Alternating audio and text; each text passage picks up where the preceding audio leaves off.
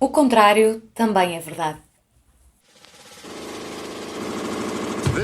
This is a journey into sound.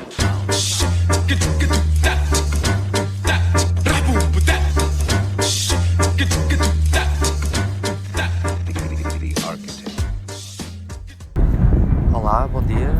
No podcast de hoje temos como convidado o professor Mário Mesquita, professor da casa, e o tema da conversa será o espaço-tempo. Professor, qual é a importância de termos tempo? A questão de cada um de nós ter tempo para poder fazer as suas escolhas, mesmo durante o tempo que está consagrado àquilo que é a prática do estudo, no âmbito da faculdade. Por isso é que faz sentido, se calhar, experimentar determinados ambientes fora da própria faculdade, nomeadamente aqueles que o programa Erasmus permite, o terceiro ano, por exemplo. E sobretudo E ter a capacidade de voltar, não é? Quer dizer, ter a oportunidade de experimentar algo fora, refletir sobre essa experiência, ter tempo para refletir sobre essa experiência, ainda dentro do percurso escolar. Fazer no final pode ser um bocado redutor porque não fica nada na escola. Está um processo consolidado? É um processo consolidado. Ok. Então, é nós recebermos de fora e também virmos e darmos às pessoas que também estão... É haver uma boa relação entre aquilo que se importa e aquilo que se importa. Por exemplo, no caso do terceiro ano, há um déficit de, se quisermos entrar, com as exportações de massa crítica, que depois possam vir no quarto ano para a escola e trazer alguma novidade para aquilo que é a prática comum, cotidiana da aprendizagem. O que é que o professor quer dizer com massa crítica?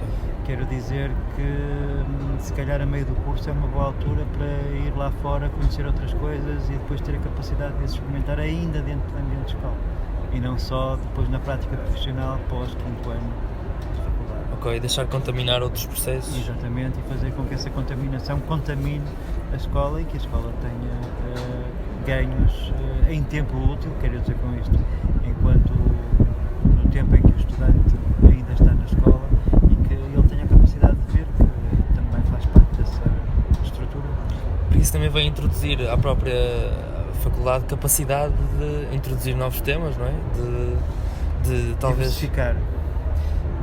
Diversificar, sobretudo de aprender aprendendo, aprender com aquilo que há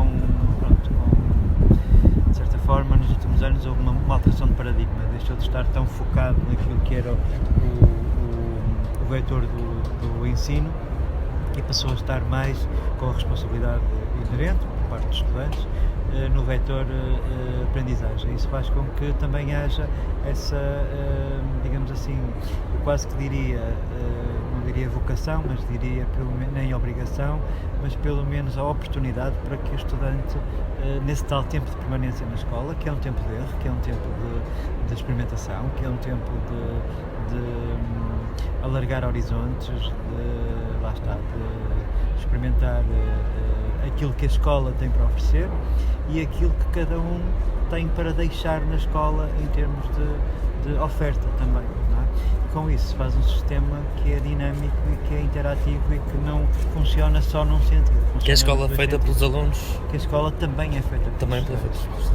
Okay. E que o estudante tem que ter, ou deve ter, essa capacidade que é que entender que também faz parte desse sistema, que não está ali única e exclusivamente para receber alguma coisa. E que há uma generosidade também por parte do estudante em perceber que esse tempo que, não vou dizer que perde na escola, não, que o utiliza na escola, que o potencia na escola, é um tempo que é útil para ele, é útil para os colegas e é útil para a própria instituição, porque é uma questão até de renovação do próprio pensamento crítico dentro da instituição. Por outro lado, acho que também faz falta, no âmbito desta relação entre o tempo e o espaço da escola e o tempo da escola, que é um tempo que acaba por ser um tempo que se prolonga pela vida, porque há diferentes formas de formação e não são só propriamente aquelas que se têm na faculdade, há várias formas da pessoa se ir formando ao longo da vida e até voltar à escola, não é? Ou a outras escolas, mas ter alguma distância crítica, ter a capacidade de ter alguma distância crítica sobre aquilo que está a fazer. E é esse tempo que é objetivamente, por exemplo, no caso do programa Erasmus,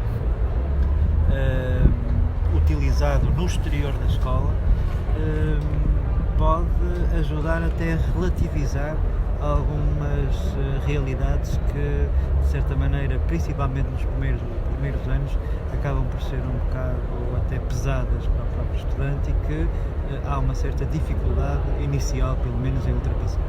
Ultrapassando essas barreiras iniciais, aquilo que são barreiras, de certa forma, acabam por ser mais barreiras psicológicas do que barreiras físicas, mas por isso é que tem a ver com o tempo, e com o tempo e com os jogos dos vários tempos que cada um transporta para o interior da escola, porque nem todos temos o mesmo tempo. Sim. E nem todos lidamos com o mesmo tempo em espaços que aparentemente são iguais, mas que para cada um de nós são encarados, segundo os tempos, como tempos e espaços diferentes, nomeadamente o espaço de aula. A velocidade com que a pessoa tem que o estudante acaba por encarar o seu percurso. Há pessoas que passam pela escola, há pessoas que fazem com que esse tempo artificialmente se torne um pouco mais alongado, nomeadamente por aquilo que é uma certa tentativa de ir um bocadinho mais além, especialmente no último ano com a dissertação, de prolongar esse tempo de aprendizagem até ao máximo possível, digamos assim, que a própria instituição e o tal tempo que cada estudante reserva ao seu, digamos assim, percurso inicial de aprendizagem,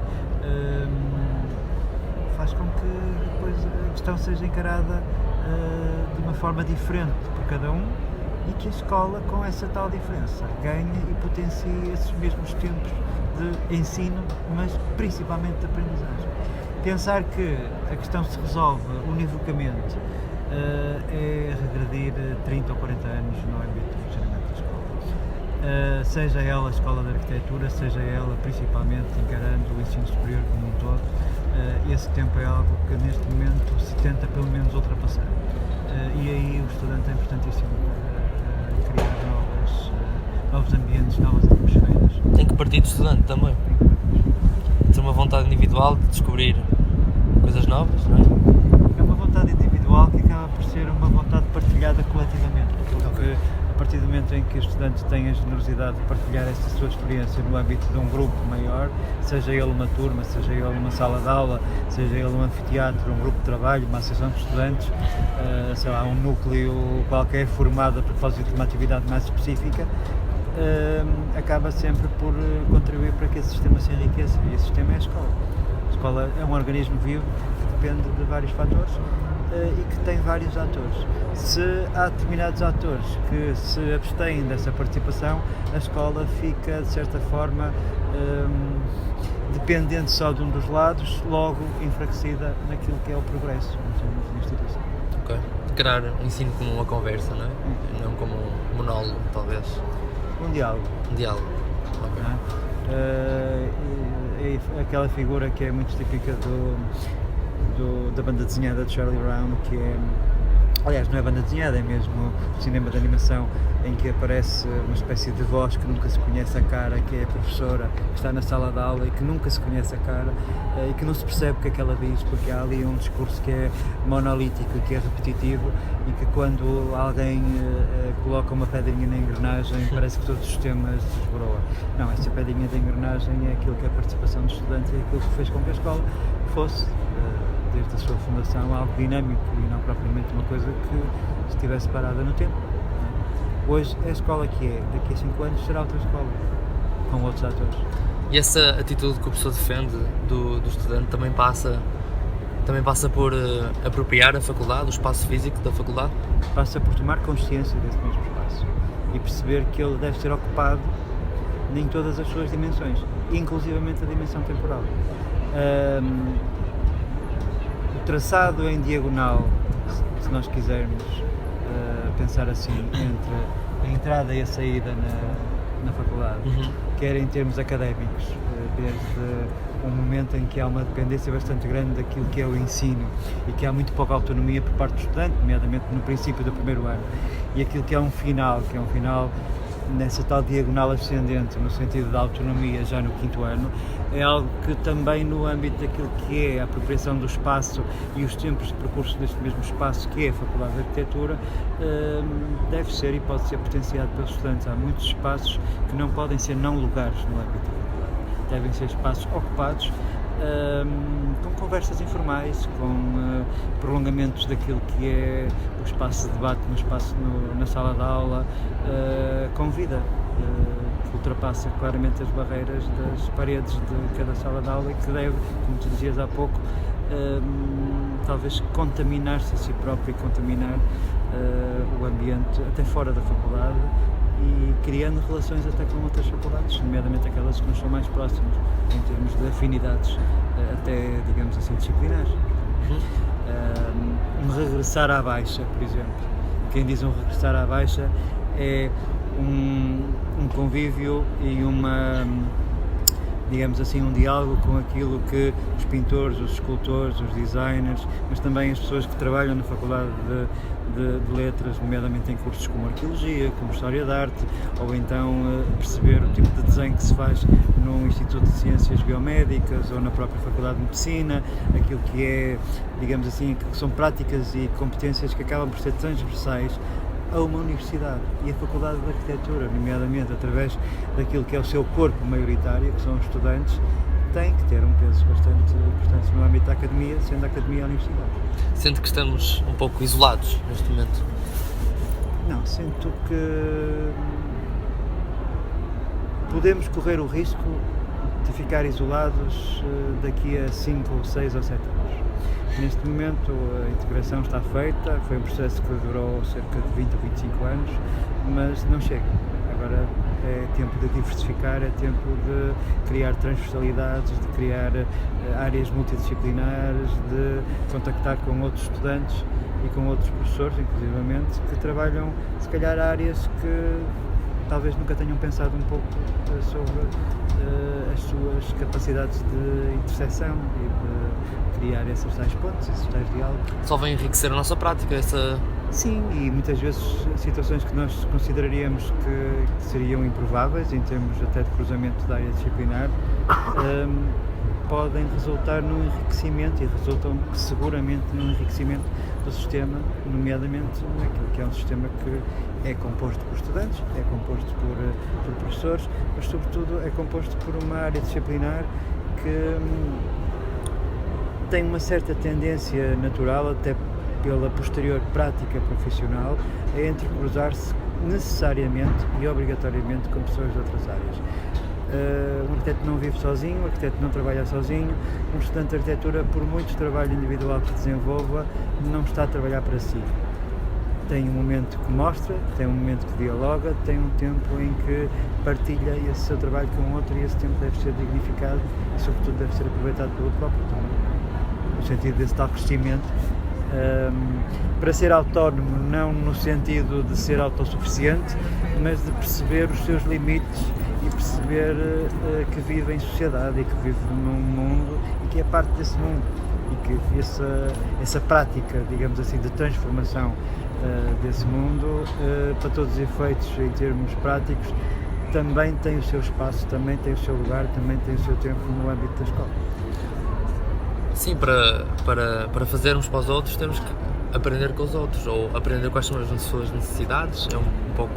Sim, isso. Mas não propriamente numa atitude de espelhamento, mas numa atitude de intrusamento, quase de imersão nessa outra realidade, que está para além daquilo que podem ser, eu acho que são barreiras a traço ponto ou a tracejado que a faculdade tem. Não são barreiras, digamos assim, de corte, são barreiras altamente porosas que nos compete a nós explorar e singrar por esses mesmos horizontes, criando novas atmosferas e novos ambientes. Ok. Em relação ao que se passou na última sexta-feira, o professor quer falar um pouco sobre aquela reunião que eu presenciei momentaneamente? Não, aquela conversa foi uma conversa absolutamente informal, no âmbito do funcionamento de uma unidade curricular optativa, que é Porto, Territórios e Redes de Invisibilidade, que tem dentro daquilo que é o seu normal funcionamento, uma componente extracurricular, que é a organização partilhada entre a responsabilidade docente e os estudantes de um colóquio no final do ano letivo, no sentido de mostrar à comunidade FAUP e à comunidade, digamos assim, em geral da Universidade, aquilo que são práticas pedagógicas e didáticas que são desenvolvidas no âmbito do semestre. Por outro lado, também há ali o acompanhamento principalmente no que diz respeito aos estudantes que frequentam a unidade curricular e que são estudantes de 5º ano, daquilo que são novos horizontes em termos de investigação e a sua potencial inserção em linhas e em grupos de investigação que também é uma componente no âmbito da escola.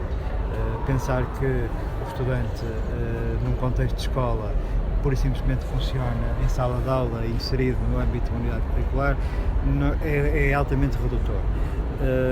Aliás, até a própria universidade tem como diretiva, digamos assim, uma espécie de, pelo menos, de motivação para que os estudantes, a partir do final do primeiro ciclo, se insiram em grupos de investigação e que trabalhem também nesse sentido, quer dizer, não só no sentido de desenvolverem competências para a prática profissional, mas também para poderem trabalhar em conjunto no que diz respeito à continuidade dos estudos.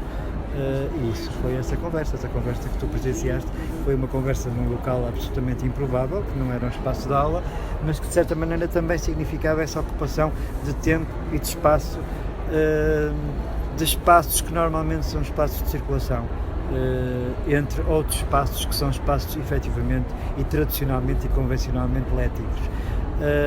Não é uma subversão, é pura e simplesmente uma apropriação, digamos assim, desses espaços que o arquiteto, quando pensou o edifício, achou que eles deviam ser espaços ocupados por gente, potenciados por conteúdos e que pudessem efetivamente servir para que a escola também neles manifestasse outro tipo de atividades para além daquelas que se passam nas 4 paredes da sala de aula. Portanto, é sair um pouco da dimensão do espaço de sala de aula e explorar novas... É trazer a aula e trazer as matérias que nela são conversadas, que promovem o diálogo, dar voz, digamos assim, também àquilo que é o pensamento crítico e estimular esse pensamento crítico por parte dos estudantes, fazer com que eles percebam que para além da sala de aula há todos esses espaços de circulação e de pequenas praças que se vão formando no âmbito do próprio edifício da faculdade e perceber que a faculdade não está inserida numa ilha rodeada por mar a toda a volta, que faz parte, digamos assim, de um conjunto, de um sistema que é a universidade e que para além disso faz parte de uma cidade. Ao fazer parte dessa cidade também há uma espécie de motivação, ou pelo menos de evocação dessa mesma cidade, trazendo os estudantes para esses espaços que muitas vezes são espaços esquecidos no âmbito digamos assim, do espaço urbano portuense e que representam, por um lado, que a escola não vive, como eu dizia, ou não vivendo numa ilha, faz parte desse tal sistema que ultrapassa claramente a universidade, que tem pontos com a sociedade civil, ou com aquilo que há alguns anos esta parte se convencionou chamar de sociedade civil, e que tem alguma urgência e alguma necessidade de dialogar com aquilo que acaba por ser a sociedade em geral. Portanto, ultrapassando as barreiras da escola, ultrapassando as barreiras temporais da própria formação do estudante na escola, ou seja, os 5 ou 6 anos, consoante o tempo que o estudante dedica a essa formação, pensando que, no entretanto, também há espaço e também há tempo para compreender outras realidades, para vir para a cidade, percebendo a cidade no sítio, no lugar, com as pessoas. De certa maneira, uma perspectiva quase que antropológica e usando ferramentas etnográficas, que é perceber os sítios nos sítios, perceber as pessoas no ambiente onde elas vivem, para que depois, um dia mais tarde, no âmbito até da própria prática profissional, o profissional arquiteto tenha também essa consideração, que é a consideração do fator social e do fator social conjugado com o fator espacial, e de que uma coisa não vive sem a outra. no meio disto tudo, onde é que fica o tempo? Fica como uma entidade física, por um lado, mensurável, mas sobretudo como uma entidade abstrata. E esse tempo aí, encarado dessa forma abstrata, é radicalmente diferente entre cada um de nós. O tempo que esta conversa está a demorar pode ter um significado para cada um de nós, de certeza que terá um significado diferente para quem está a ouvir, de certeza que daqui a uns anos 5, 10, 15 minutos de conversa terão um significado que eventualmente há 100 anos atrás teria uma conversa não gravada nestes meios e nestas plataformas digitais, mas que levaria um tempo também a transcrever para uma plataforma que pudesse chegar rapidamente a outros. Ora, neste momento nós vivemos numa sociedade em que essa aceleração, essa modificação dos tempos, essa passagem entre o analógico, o físico e o digital e o virtual acaba por tornar ainda mais relativa essa mesma dimensão. Ora, o arquiteto relaciona-se com o espaço, mas relaciona-se principalmente com a relação espaço-tempo. Uma coisa não vive sem a outra. E em que medida é que podemos jogar com essa... A pessoa disse que o tempo está a mudar no seu significado, na sua medida, sim, na sua medida. Compreensão. E em que medida é que podemos interpretar isso ou jogar com isso? Ou não sei se... Eu acho que na medida do possível de cada um e da realidade de cada um. Estar a instituir uma forma e quase que uma cartilha de como lidar com o tempo nos tempos que correm na contemporaneidade é negar a própria contemporaneidade, que é feita exatamente dessa diversidade. Daqui a uns anos olharemos para trás e percebemos o que é que efetivamente aconteceu neste tempo que agora estamos a viver. Por isso é que, por exemplo, um exemplo que me parece bastante concreto a esse nível é os tempos de avaliação e os tempos de classificação no âmbito dos trabalhos académicos. Só se consegue ver realmente o tempo de aprendizagem, a capacidade de aprendizagem e os resultados da aprendizagem daquele estudante no ano seguinte, 2 anos seguintes, 3 anos, os 3 anos seguintes, quando o estudante é confrontado com problemas idênticos ou diferentes e tem uma capacidade de dar uma resposta. Esse tempo é um tempo relativo a cada um de nós, é um tempo muito individual. É conjugado coletivamente, porque estamos numa instituição, porque pertencemos a uma escola, porque estamos num espaço que é mensurável fisicamente, logo esse tempo também é físico. Mas isso serão outras conversas. Por último, gostava só de dizer que quando eu falo dessa necessidade de se criar um posicionamento crítico por parte de cada um, é quase mesmo uma obrigação do ser urbano contemporâneo. Passar pelas coisas sem esse posicionamento crítico significa não viver. Passar pelas coisas também sem essa distância crítica significa não absorver esse tempo. E concluindo com um exemplo concreto, seria muito bom que os estudantes e por conseguinte os professores tivessem, mas principalmente os estudantes, tivessem uma espécie de lapso temporal entre a entrega de um trabalho e a sua reponderação. Concretizando, seria excelente que o estudante tivesse a hipótese de entregar um trabalho, esquecê-lo durante uma semana e depois voltar a olhar para ele. De certeza que olharia com outros olhos e isso é fruto dessa distância e é fruto dessa relação com o tempo. Professor, muito obrigado pela conversa, foi um prazer ouvi-lo. Obrigado. Obrigado.